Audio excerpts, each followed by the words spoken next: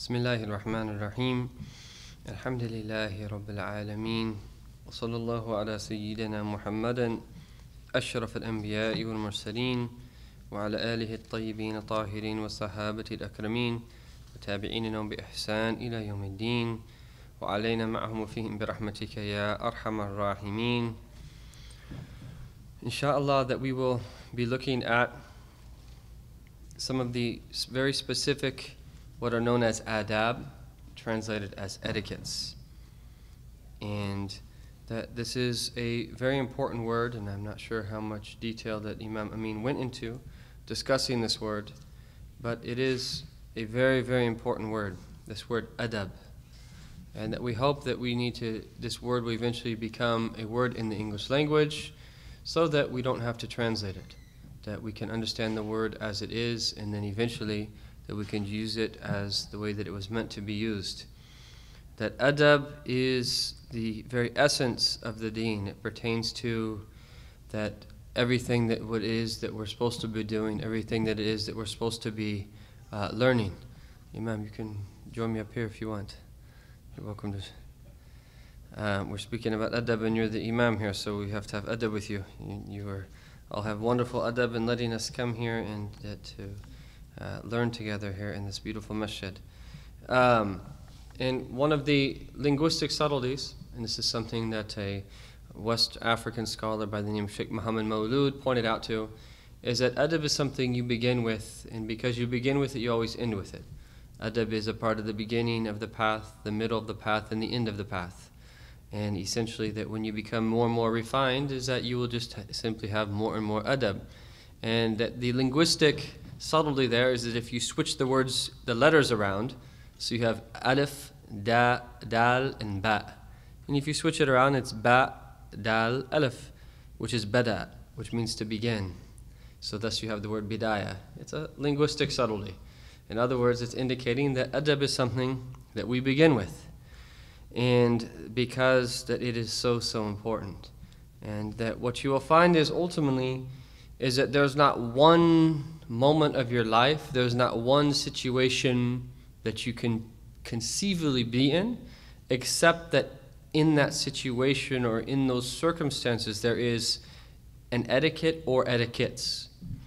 And so that if we just look at a linguistic analysis of this word so we can understand exactly what it is that we are talking about, that we've translated it roughly as etiquette.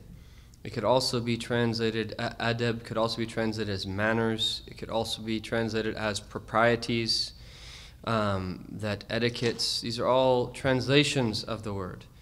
But essentially, that what is adab? What is adab? And that it stems from, it's related linguistically to a word, that ma'duba, and a ma'duba is a buffet. And so just at a beautiful buffet, when you come together to eat at a generous host's house, is that a buffet will include all different types of food. And likewise is that this word adab, that it includes all of the different types of traits of good character, all of the different types of good qualities that we're supposed to have. And you have a number of statements of the Salaf, that is the righteous predecessors, about this great word, and that I wanted to share a few of them with you.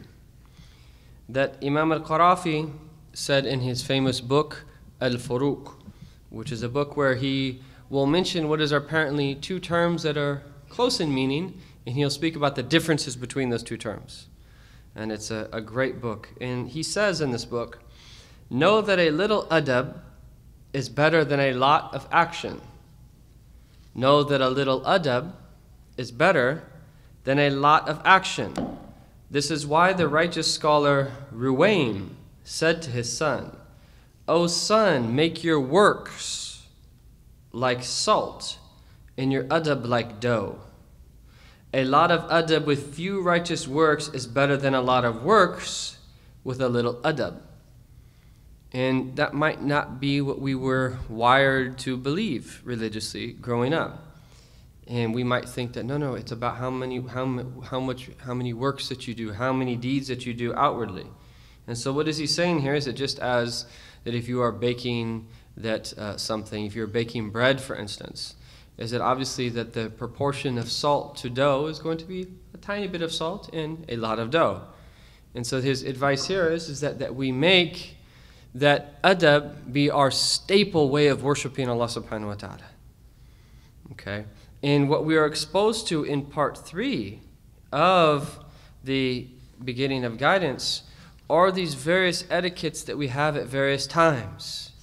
And again, is that there is no time in your life except there are adab and etiquettes associated with it. And that you have the etiquettes that you have with your Lord, that's what Imam Amin just covered, correct? And that's always the case because Allah is with you wherever you are. But right now, we're in a masjid. So there are etiquettes associated right now as we speak with this masjid. There's a certain intention that we should make when we're in the masjid. There are certain etiquettes that we should have while we're in the masjid. There's certain things that you wouldn't do because of the fact that you're in a masjid.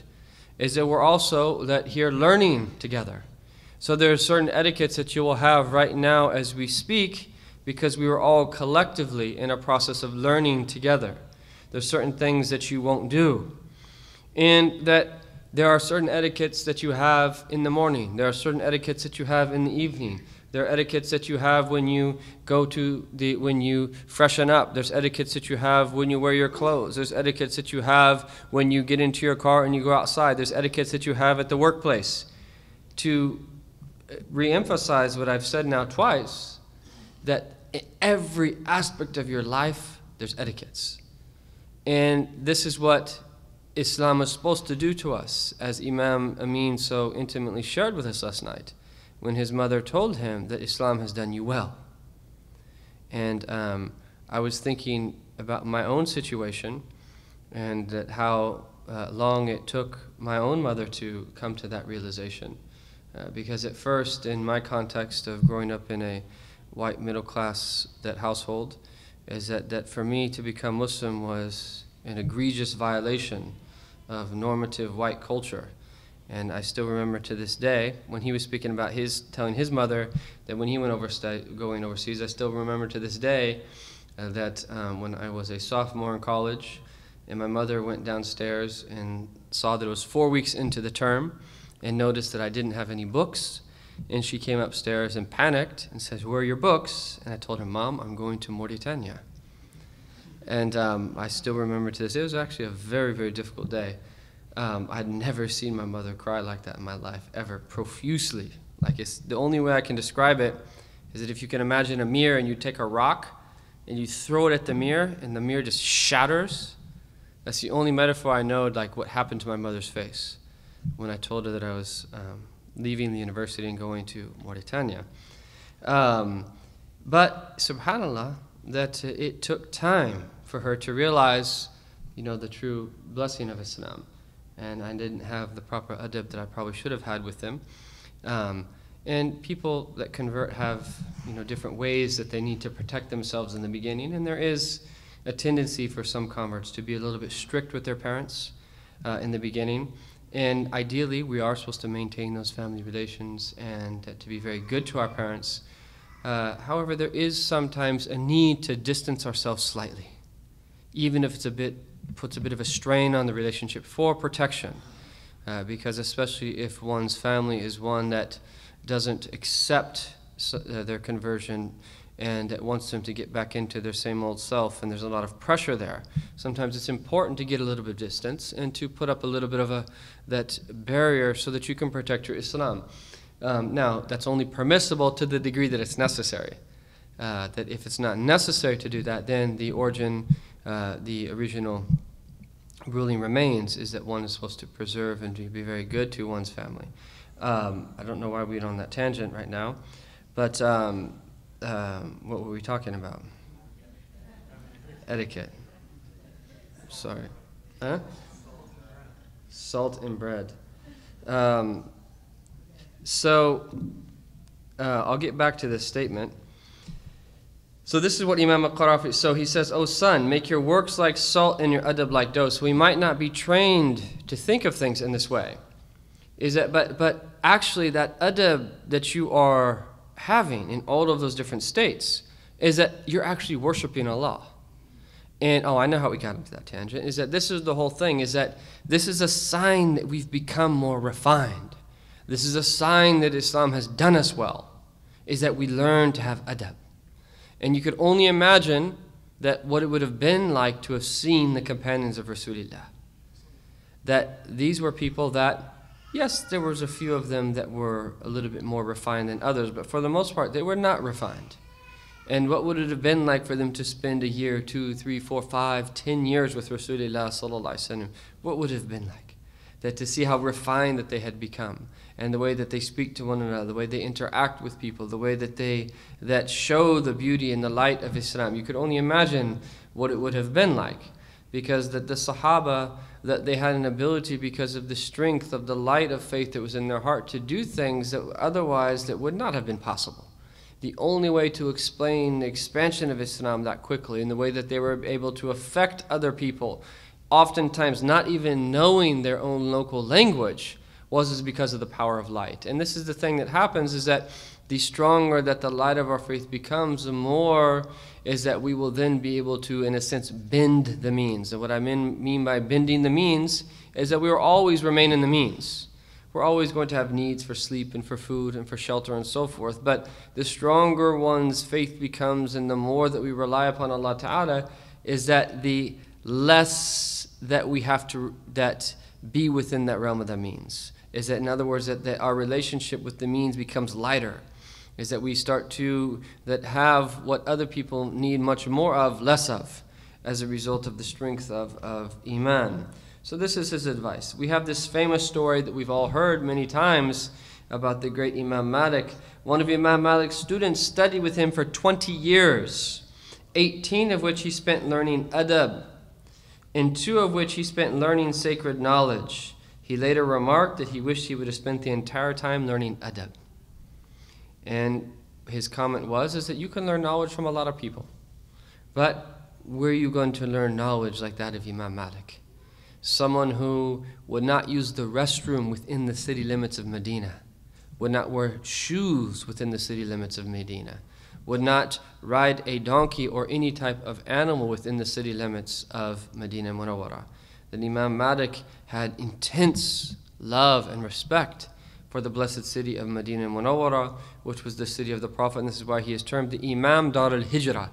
He is the Imam of the abode of the migrations. Where the Prophet migrated to, obviously, was Medina Munawwara. And that this is a great maqam that he attained. And that he's buried right there, just after the Prophet's family. If you walk around in Baqi', is that he's buried right there, Imam Malik and Nafi', who was the freed slave of Ibn Umar. And this is according to many of the muhaddithin, is what is known as the Silsilat al-Dhahabiyah, the golden chain of narration, which is Malik and Nafi' and Ibn Umar and Rasulullah sallallahu alaihi wasallam. So Malik narrates from Nafi', who narrates from Ibn Umar, Sayyidina Umar al-Khattab's son, directly from the Prophet sallallahu alaihi wasallam. That this is a golden chain of authenticity, and that so many ahadith have come to us from this blessed chain. But the whole point here is that there's a lot of places you can get knowledge. You can enroll in a local university or a junior college or wherever, and that you could get some type of outward knowledge. But where are we going to get adab? And even this should be a criterion that when we choose the scholars that we study with, is that even within the Muslim world, there's still places and there's still institutions that are around for hundreds of years. But one of the things that you will find because of the effects of colonization is that the major centers of learning is that this is one of the first things that has been taken from them. And that is that of adab. And really, that as Sayyid Muhammad Naqib al-Attas, one of the great intellectuals of our time, he's originally from Ahl Bayt, but he lives in Malaysia, and a great thinker, has a number of different good books that for those that want to read one, I would recommend The Islam and Secularism. It's a very good book, and he has a number of others. His name is Muhammad Naqib, Sayyid Muhammad Naqib al-Attas. Is that there's an online video where Shaykh Hamza is interviewing you, I think for some program that he did in the Middle East, and he asks him what he thinks is the crisis of our time. And he gives what some that might have considered to be an unexpected answer. He says the crisis in our time ultimately is a crisis of adab. And that how does that relate to it? Well, the whole point is getting back to what we began with yesterday. If we don't have the correct synthesis between the aql and the qalb, between the outward dimension and the inward dimension, between your mind and your soul, and is that the focus is solely on the outward dimension, the acquisition of knowledge of anything that can be learned or known or discovered, but that's not balanced in seeing how it is that we can integrate that knowledge into a worldview of Tawheed and thus use it for the benefit of humanity, you could get yourself in a lot of trouble. And this is exactly what will be the upshot and the result of all of that, is that you will misuse. That people that have knowledge, that don't have adab, are dangerous. Dangerous. If you have knowledge and you don't have adab, that is dangerous, because you could harm people. And this gets back into our understanding of the balance of knowledge, is that there's two extremes. That people that have a weak intellect, they need to strengthen it. But then people that, even as we say in English, that are too smart for their own good, such that they become manipulative or cunning, is that if you don't have adab, is that your knowledge could lead you to become arrogant, and it could lead you to become cunning, and to become manipulative, and to use your knowledge to harm other people. And there's unfortunately a lot of people that are like this, where it becomes that knowledge for the sake of knowledge, as opposed to knowledge for the benefit and the purpose of knowledge. And so that this is one of the very important things, is that we have to take in mind, take into consideration, is that the more that we increase in knowledge, is that the more that we should increase in adab. And that this is some interpretations of the hadith, أَدَّبَنِي رَبِّي فَأَحْسَنَ تَأْدِيبِي, that my Lord taught me adab, and what an excellent training He gave me. Some of them say is that the second meaning means that Allah Ta'ala taught me kasbi and wahbi knowledge. Allah taught me knowledge that is normally acquired, as well as knowledge that is bestowed upon directly by Allah Subhanahu wa Ta'ala. In other words, is that there's a relationship between this knowledge that our Prophet was given and the fact that he had adab. And one of the other meanings of adab is responding accordingly in the given moment. And this is where you could tie in what that Sayyid Muhammad Naqib al-Atas is, that penetrating insight, because a beautiful insight is that how really this crisis of this world is a crisis of adab. Is that were we to use these resources that we have to really truly help people, were we really truly to use modern technology to truly help people, were we to overcome these capitalistic, nihilistic tendencies that are ever so present in our time, to use it for the benefit of humankind, there's a lot that we could do. But unfortunately, is that greed, and that is not only taken over, but it's also rewarded. And we've created a society whereby which some of the worst people are the ones that are put on a pedestal and are rewarded for some of the worst possible qualities that a human being could have. And there's a lot of good that happens too. I don't want to be too pessimistic, but it does remind us ultimately of the importance of adab. Another scholar said almost 2/3 of the deen is adab. It has also been said, abandoning adab leads to abandoning the sunnah. And abandoning the sunnah leads to abandoning the obligations. And whoever abandons the obligations will fall into belittling the sacred law, and whoever does that will fall into disbelief. And so then, one of the most important reasons we have adab relates to that the purpose of life that we discussed yesterday, and then I'll get into the text after this last quote. It has also been said, by displaying adab outwardly, one will attain adab inwardly. So learning how to act outwardly, how to act with your parents, how to act with your friends, how to act with elders, how to act with your teachers, how to act with one another, how to act with people on the street, how to act with neighbors. One will attain adab inwardly, because bad adabs, which means is that there will be ta'zeem. One of the foundational principles of the deen is to have ta'zeem, is to exalt, to magnify, to respect what Allah has made us, has taught us that we should respect, is that what Allah has taught us that what it is that we should exalt.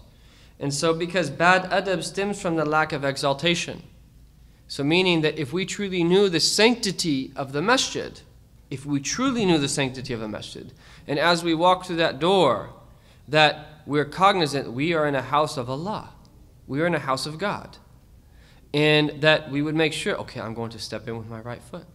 Okay, I'm going to make sure that I'm in a state of wudu.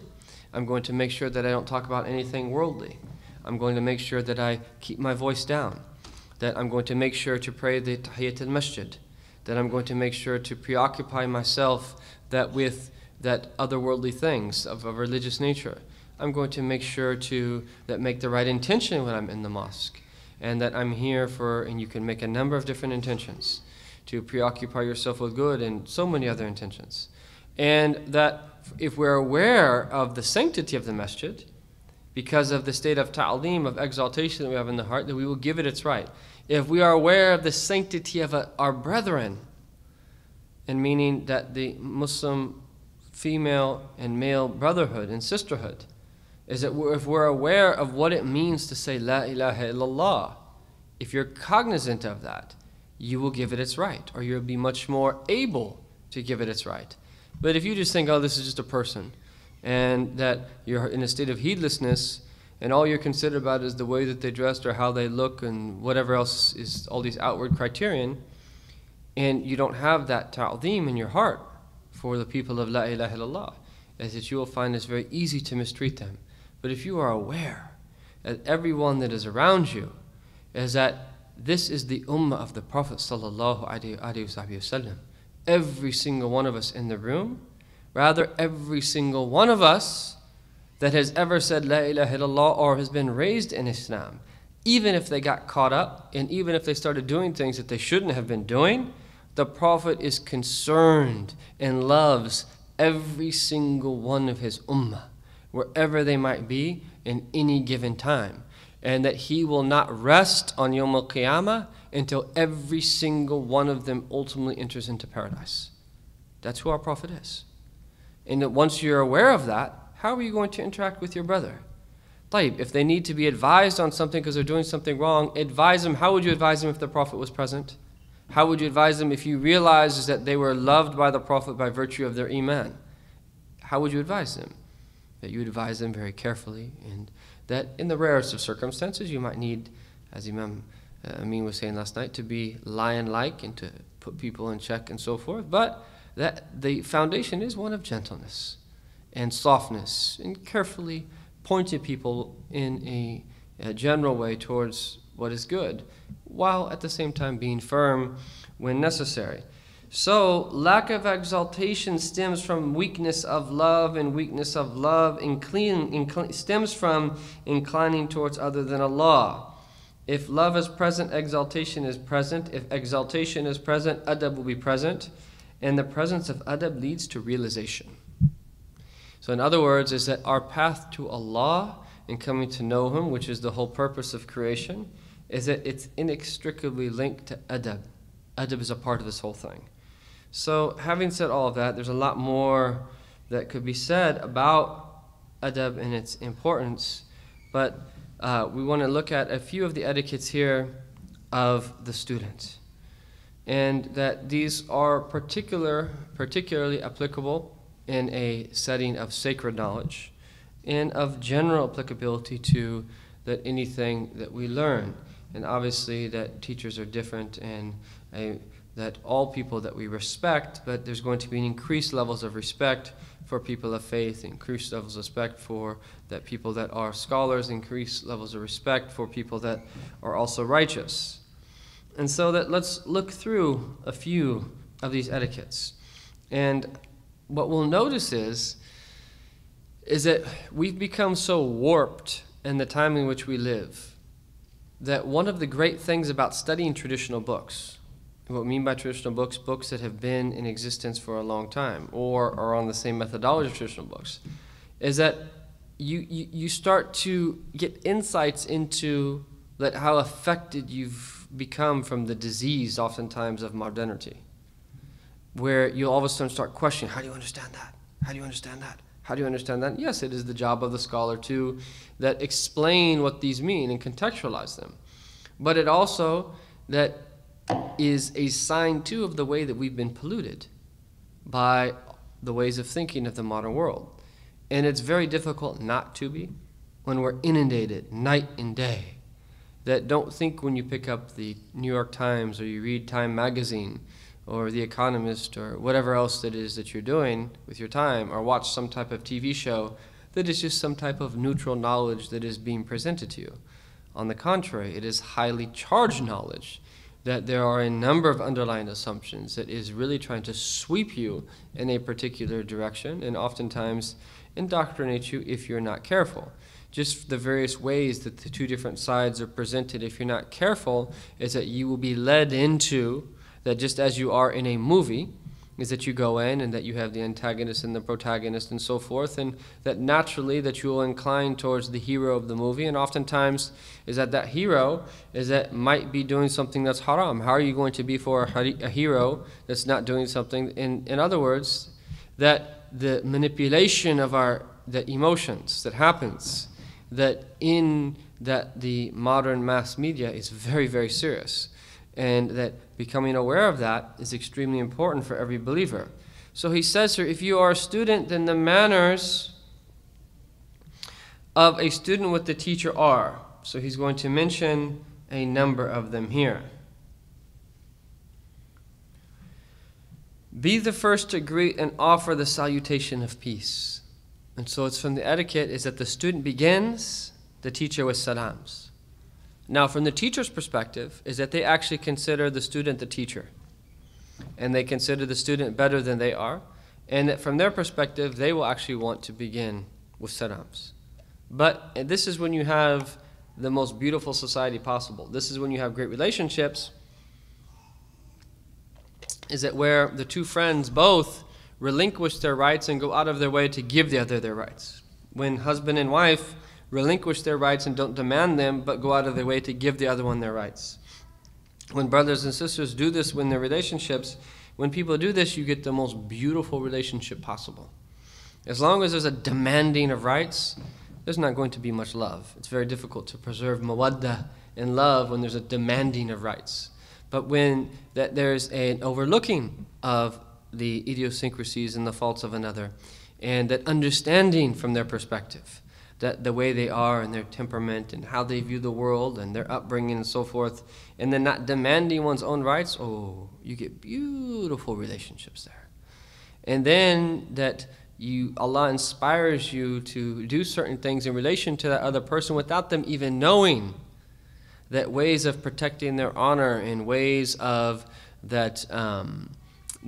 doing acts of goodness, that subhanallah, Allah Ta'ala creates as a result of it intense love in the hearts between them.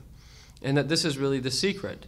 And an example of this is that what Imam Ahmad ibn Hanbal, even though that he was a contemporary and a student of Imam Shafi, is that he used to make dua for Imam Shafi after every single prayer. To the extent that his son asked him, who is this Imam Shafi? Who is this Imam Shafi? You make dua for him after every prayer. And he says that, son, that Imam Shafi is like light, is like the sun to this world. And he is like well-being to the physical body. Can the world or the body do without any of those things? In other words, can you do without these things? What would life be? There's no life without the sun.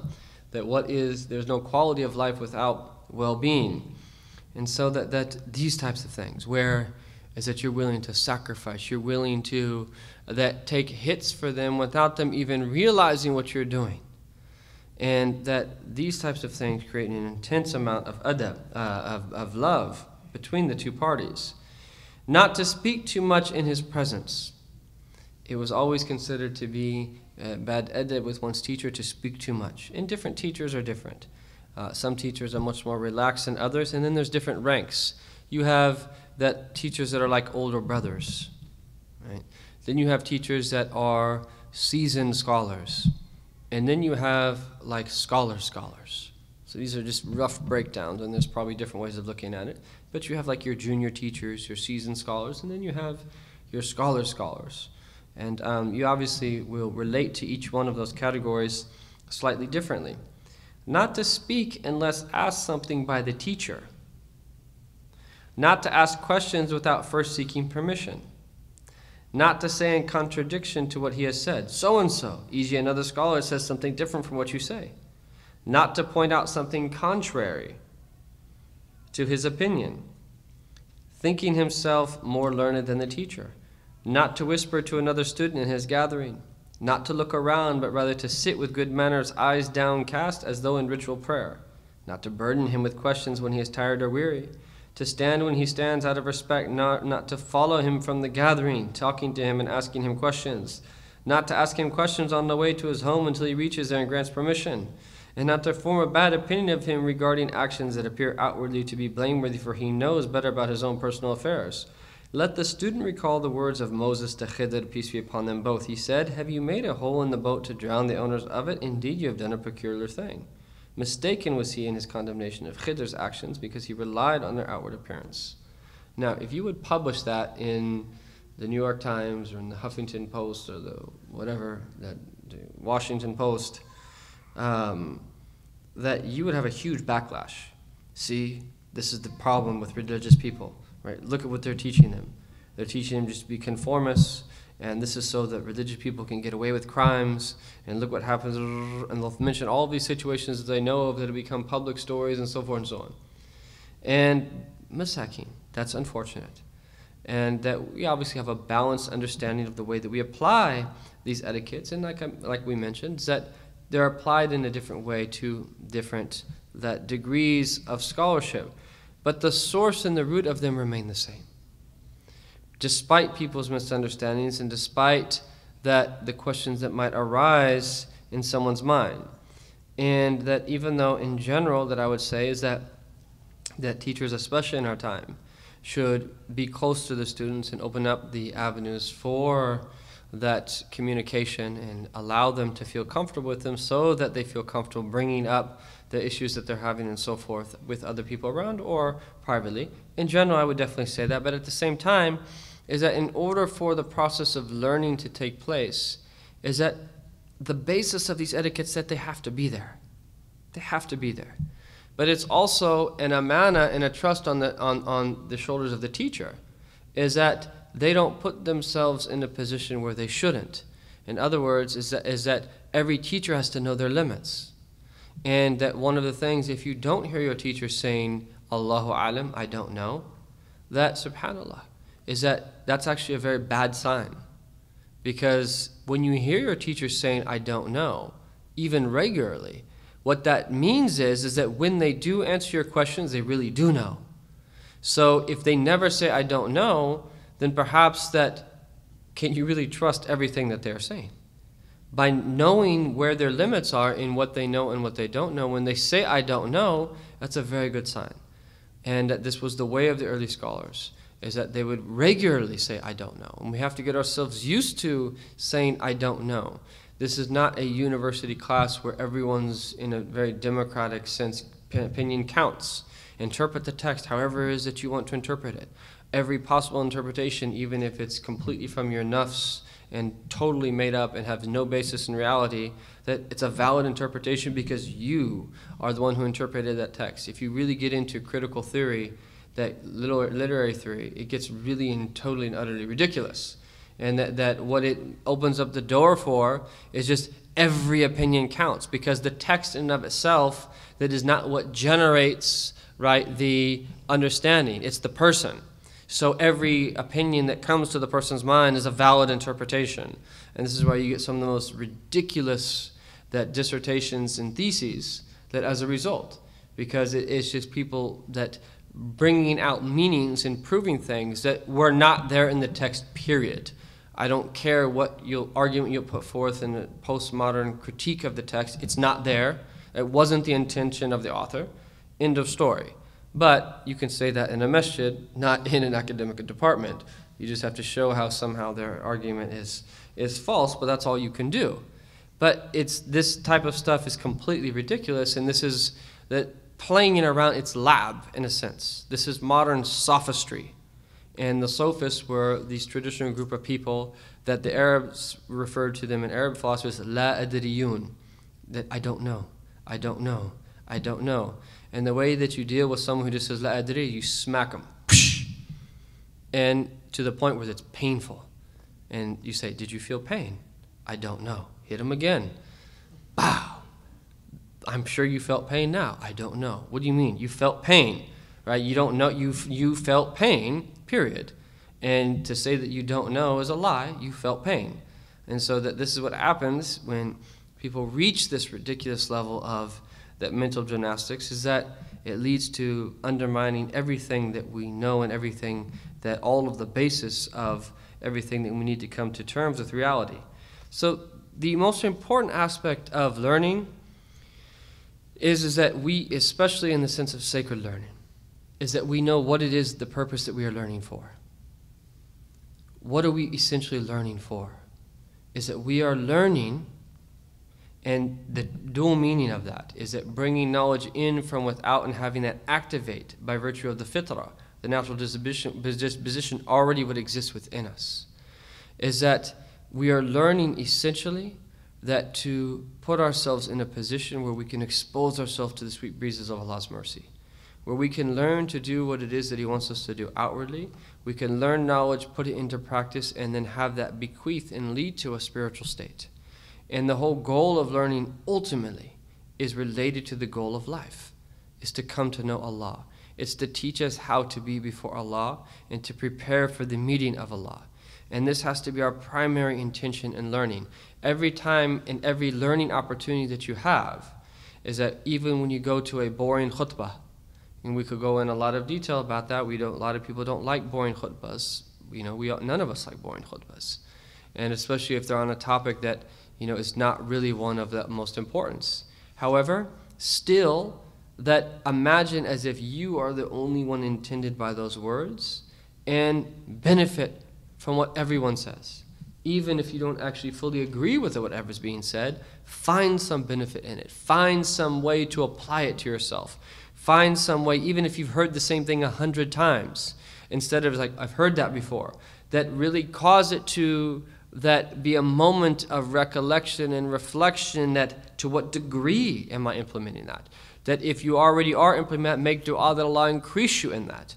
Or hakada. And so that we should turn every learning opportunity into an opportunity for growth and an opportunity to shed that something of our lower nature that we need to shed in order to move on.